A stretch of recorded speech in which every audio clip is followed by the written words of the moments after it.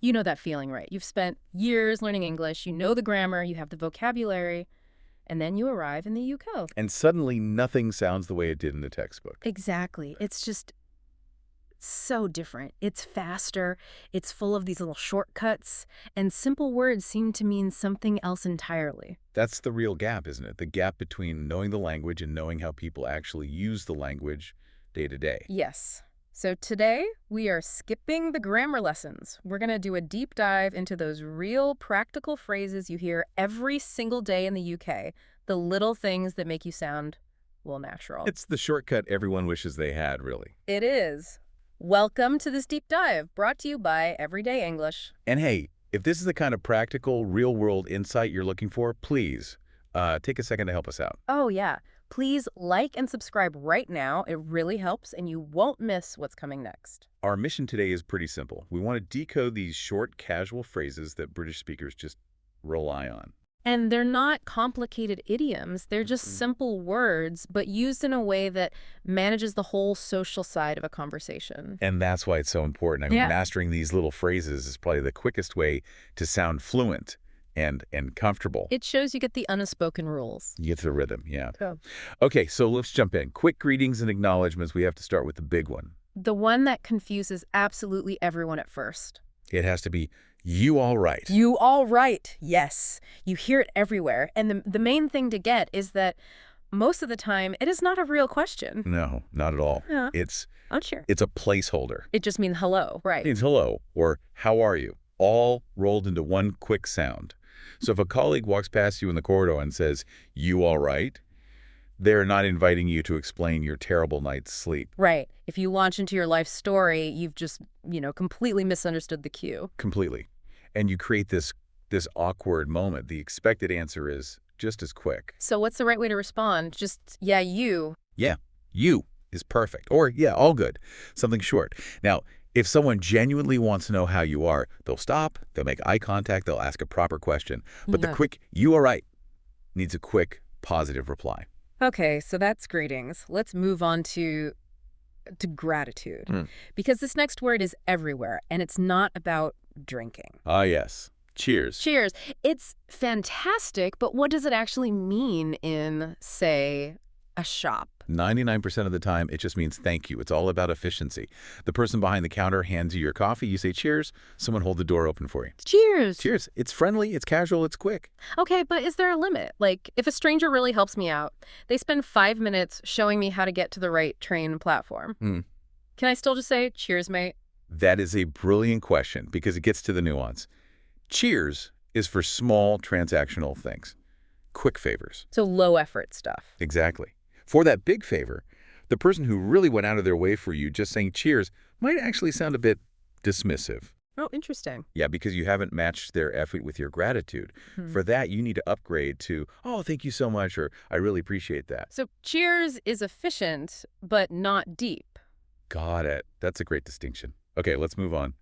Agreement, acceptance. This is where things get even more confusing. Let's start with an easy one. A response to an apology. No worries. Which just means it's okay or no problem. Right. But the feeling it gives is important. It's very relaxed. If you bump into someone and say sorry and they say no worries, they are signaling that the event was so minor, it's already forgotten. It just smooths over those tiny, awkward social moments. Instantly. Which leads us to maybe the most confusing one for learners. I think I know what you're going to say. I'm easy. I'm easy, yes. This one causes so many problems because the literal translation can be, well, a bit weird in other languages. Very weird. But in the UK, if someone asks, do you want to go for Italian or Thai food?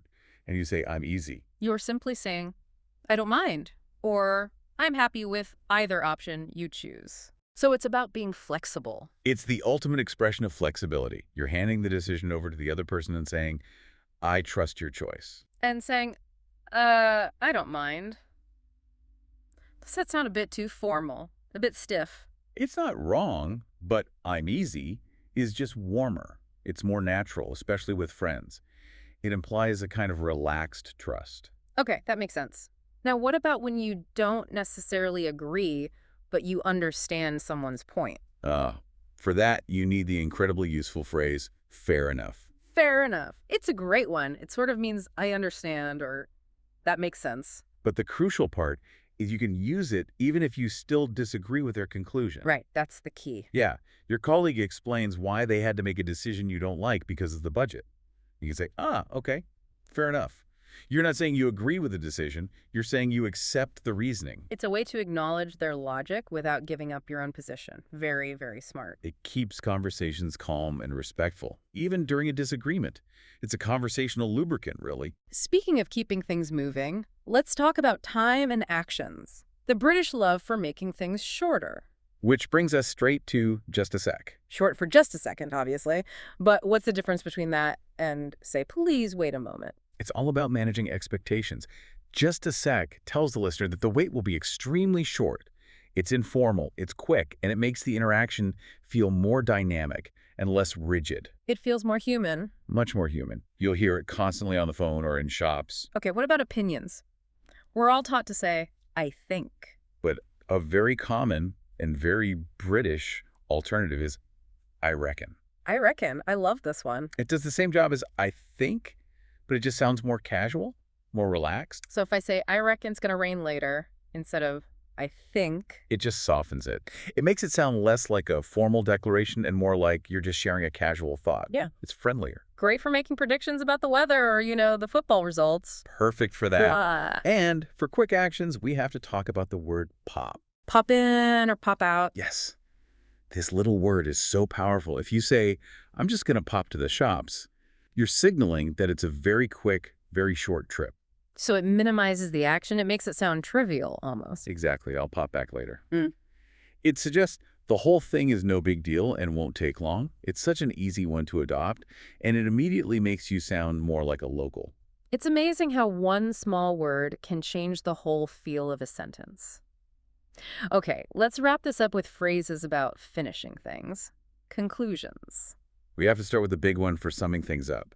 At the end of the day. A classic. You hear this when someone's about to deliver their final fundamental point. Right. After a long discussion about jobs and money and stress, someone might say, look, at the end of the day, your health is what really matters. It cuts through all the noise and gets to the main takeaway. It gives their final statement a bit of extra weight. It says this is the most important point. And then for when something is actually finished or a problem is solved, my favorite. It's a great one. Sorted. Sorted. It's so efficient and so final. It really is. It means arranged, fixed, problem solved. Mm-hmm. If you ask someone if they've booked the tickets and they say, yep, all sorted. It's done. You don't need to worry about it anymore. It signals complete confidence. Total confidence and resolution. Mm-hmm. It's a fantastic word. So there we have it. 10 phrases that can genuinely change how you sound when you speak English in the UK. But, and this is the most important tip we can give you, do not try to use all of them at once. Oh, please don't. That would just sound really weird. It would sound forced, and the whole point is to sound natural. The best strategy is to pick just one or two to start with. Maybe start with cheers instead of thank you for small things. Exactly. Or practice responding to you, all right, Yeah. correctly. Get comfortable with one or two until they feel automatic, and then maybe add another one. It's about slow integration. Understanding the context is everything. That's the core lesson, really. Real British conversation is often about being brief, relaxed, and efficient. And these little phrases are the tools for that. That's brilliant. As we wrap up this deep dive, which was brought to you by Everyday English, I want to leave you with a final thought to chew on. We've talked a lot about what to say to sound natural, but what about the little mistakes we make that can make us sound unintentionally rude? Oh, that's a good one. Not grammatical mistakes, but social ones. Exactly. The subtle things. Phrasing a request just a little too directly, maybe? Yeah, they can make a huge difference here. So, a question for you to ponder. What subtle conversational mistake do you reckon makes the biggest difference to how a British speaker perceives you? Ooh, that's a tricky one. Something to think about. Use I reckon while you think about it. Thank you so much for joining us on this deep dive into everyday English content. We really hope this helps you feel more confident. And please, if you found this useful, don't forget to like and subscribe. It really does help us keep making them. Keep practicing. And we'll see you next time. Bye.